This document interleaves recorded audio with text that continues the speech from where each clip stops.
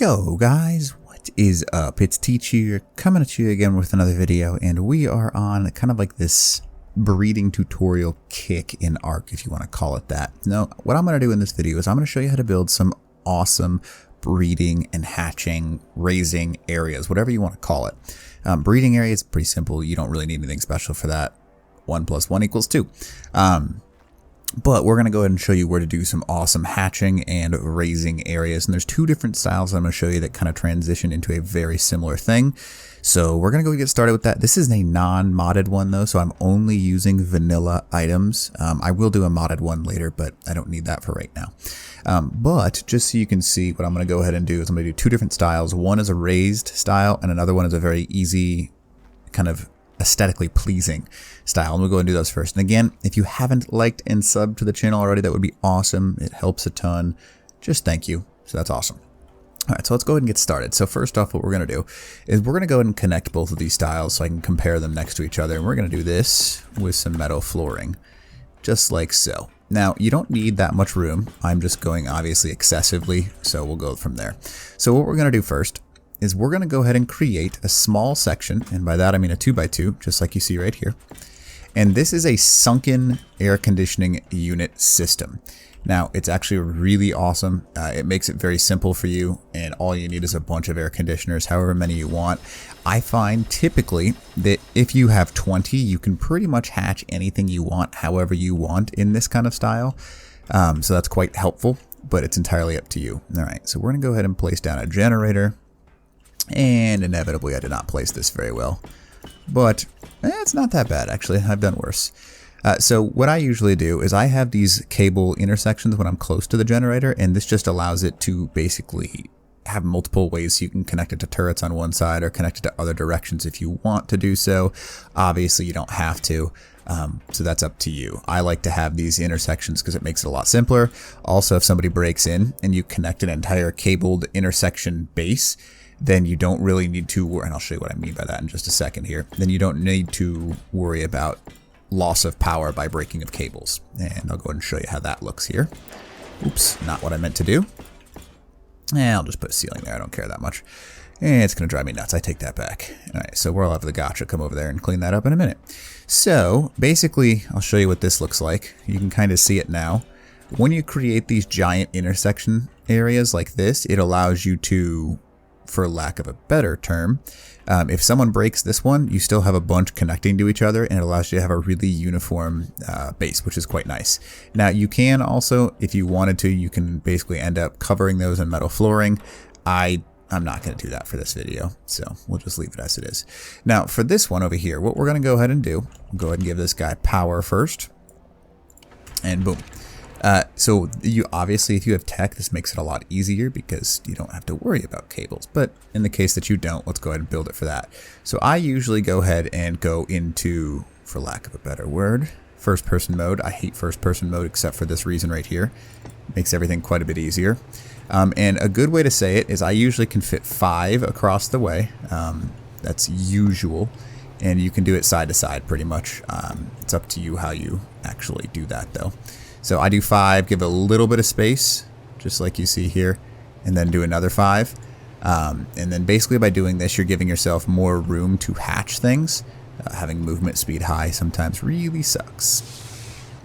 All right, 3, 4, and you can do 6 if you really wanted to. Oh man, I forgot how much it sucks to do that. All right, so one last row. You can do as many as you want. I'm not going to do all 4 rows, but 4 rows just guarantees that you'll get what you need. So 3 rows is probably plenty for everyone's purpose though, because you're probably not hatching tons and tons of eggs. So now that you've got all of these air conditioners underneath and hidden, again, there is no like building, there's no mods or anything. So this is what you can do on official anyways. You can actually cover them up with some ceilings. Now, this allows you, and you can obviously place them better than I did, but you will now have a nice little breeding area right here that allows you to, for lack of a better word, have a flat ground to hatch things on.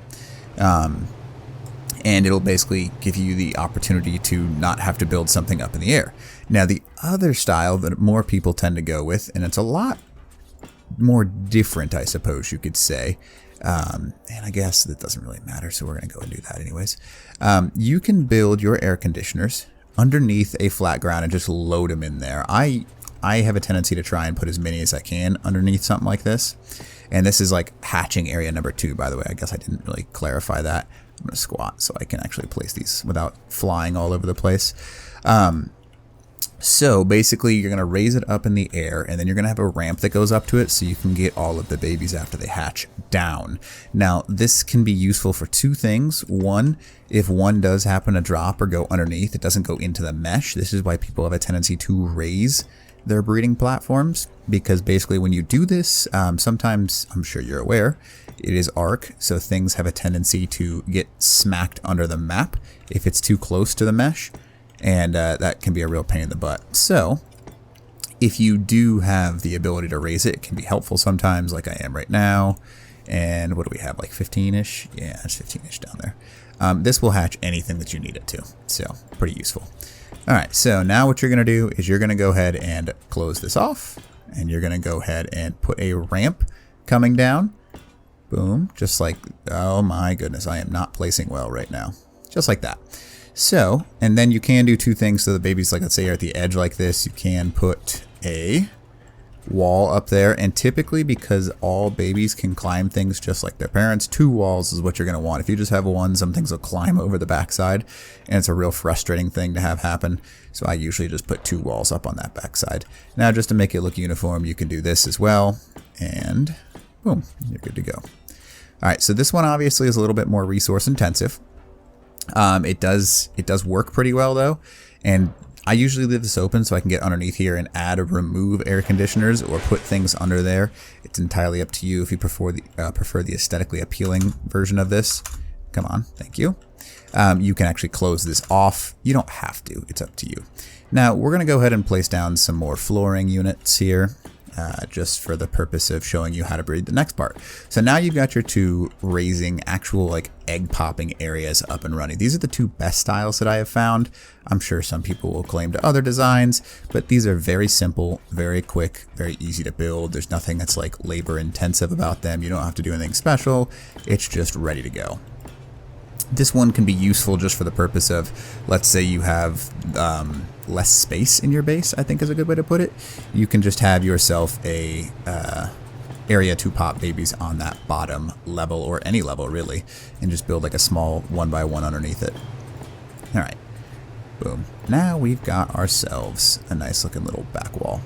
So what you can do, I usually have this for the final stages 3 high, because once you do have Rexes and Spinos and stuff, they can go over a 2 high wall, which I don't quite understand, but you know, to each their own. I'm not going to bother with it. And boom. So now you've got 2 different raising sections. I usually prefer this one that I'm looking at right now. This one just because it's super easy to have it sunken into the ground and be able to just drop an egg on top of it. That's very helpful. And that's just, you know, the best way to do it, in my opinion. Now, this way is very popular, though, because you just hop, I guess it's a different level. So it's like in somebody's mind, it's distinctly different. So they know that they have to keep an eye out for over here. Now, what is another one of the most important things? And we're going to place it right in the middle right here. A lot of people forget about this bad boy. The most important part of your base, for lack of a better word, when it comes to the breeding section, is this guy. Now, it doesn't have to be aberrant. I just happen to like aberrants. But a parasaur. Now, you're going to have some special settings to it. You're going to enable turret mode. And once you have turret mode enabled, you're going to change targeting range to high. And you're going to go ahead and turn it on to a couple of different things. You don't need to turn it on any of these. I usually just leave it on passive. That's my personal preference, but it's up to you. Now, when you're looking at it, you can see that there's some different settings. You have alert settings. Click on it. I don't bother with auto frighten, there's no value in it, but the targeting mode, this is what you want. Now, what you're going to do is you're going to set it to players and tames only. Now, when you set it on that, he is essentially going to detect when a baby is born in your base, and if he detects something else, you have bigger problems. That's why you set it to that. So what you're going to do is you're going to rename him, because it's going to show up on the middle of your screen. You're going to call him Baby Detector. Now, this allows you to detect when anything has ever hatched. So if you accidentally leave something down for too long, boom, you now know. And it makes it very nice because you're like, ooh, I got to go down to this level in order to check it out. So there you go. Now, we can put a wall between these two if you really wanted to, but you get the point, I think. I don't have to. And then the next section. Now, what I like to do, and it's very easy, and I'll show you how this works by actually using Dinos in a second here, but for right now, we're going to go ahead and just show you the functionality of it. The next section is where you bring them after you have actually popped the egg. Now, I like to do two different things. I have two different sections usually when I am on an official server. If I'm unofficial, it doesn't matter as much, but if you are on an official server, it's pretty important to be able to have easy distinctions between your meat and berry eating dinos. Now, again, you can do this in two different ways. Now, I like to do it this way. If you pick up a metal floor, now what I want to show you is this. If you actually plop this down inside of this, again, visually pleasing, plop it in there, and you can fit two in. You just have to be very careful. Oh, I had it. Got it. I like to do it like that. Now, you can easily fit two. I've seen people manage to get three. I have never actually accomplished getting three, but I know that it is technically possible, so that's something that's interesting. Now, let's go ahead and pop these two in here as well, and there's two. So I'm going to go ahead and get some dinos ready as well for this. But I usually have two sides to it. There is one side that you have berries, and then one side you have meat. Now, that way you know if this one's empty, you're like, oh crap, I need to go get more meat. If this side is empty, you're like, oh crap, I need to get more berries. Now, I prefer this style because it's aesthetically pleasing, of course. Now, you need to make sure that you don't fall in here, so don't make a huge gap on this side right here. Do what I did over on this side and leave just small gaps on the outside, so that way nothing falls down and in. You can kind of just like walk across it like normal flooring. Now, another way, if you don't like this method, that's totally fine. You do as you wish. You can raise it up in the air, and that's another pretty popular one, just because it allows you to see it very easily, and you can kind of hang these things off the sides, just like you see right here. And come on, pull it. There it goes. So you can hang them off the edge, and then it allows you to have this space-saving environment, if you want to call it that. And then if you're having things raise much closer together, this makes it very simple. Boom, just like that. Now, the negative side of this, you can't see what's inside, so you actually have to go up to it in order to determine if it's empty or not. So that's a good way to do it, just so you can see that right there. I, again, prefer when it's sunken down into it. So, again, pretty easy to have that down in there. Now, this is about as simple as you can get, but it's highly effective. If you don't have much space, you could easily turn this into one meat, one berry, but I would really recommend having two just so you can split it and know what is constantly empty or full, so on and so forth. That way you can just get a quick reminder, boom, good to go. But this is, it doesn't get much simpler than this. You have that sunken method that you see right here. You have a raised method, and you can drop some eggs, and I'll go ahead and show you. I'll bring in some dinos with eggs, and I'll show you what it kind of looks like. Alright, so basically what we're doing now, guys, I went ahead and brought in a couple of Rexes. I tried Velonosaurs, but I forgot they can hatch literally anywhere. You can see that our baby detector is literally working just fine. These Rexes are dropping their eggs, conveniently. And you'll notice that these guys are just turning into a terrible, terrifying Velonosaur mess of weird. So basically, we've got two eggs just to show you how, I mean, they're going to raise like instantaneously, but just to show you how well this style works on the left, this is what I'll show you over here. You can see it incubates just fine. You'll imprint to it. And again, we have the walls 2 high, 3 high. And for a reason, because when the Rex is fully grown, they have a tendency to want to go outside of the walls. So, oh well. He's technically stuck in the ground because he raised so quickly. But you see, it raises just fine over there. Now, another method you can do, raise him on this side. It is a totally, oh my goodness, that's triplets. Okay. So, what you would do is you would bop them up there, have them walk down here to follow you into this area as well. Now, both of these work very well. You can see the baby detector is detecting them like it's supposed to, and that one is as well. It's all personal preference. I like this side more, just simply due to the fact that it's more aesthetically pleasing to me. And then this side is also pretty nice as well, though, if you want to talk about that. because it's just a walk down a ramp.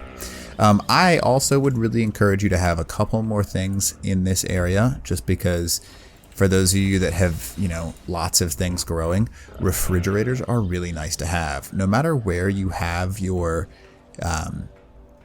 feeding trough, what you want to do is on the back side, and this is why I put them on the back side, because there's a lot of space typically. I line up a bunch of fridges. Now this just allows me to store a whole bunch of different types of foods in there. It could be anything from a bunch of raw meat to a bunch of berries, because when you do a berry run or a meat run, you probably don't want to get just enough. You want to get a massive amount, and when you do come back, just store it in your extra fridges, and then it'll, you know, you'll just have extra stuff. That way, in case you need to make an emergency 5-minute drop off because stuff's dying, go grab some meat or berries, throw it in the fridge, and then begin your next run. So anyways, this is kind of an easy way to build the ultimate little breeding area, and hopefully this helps you out. All right, teach out.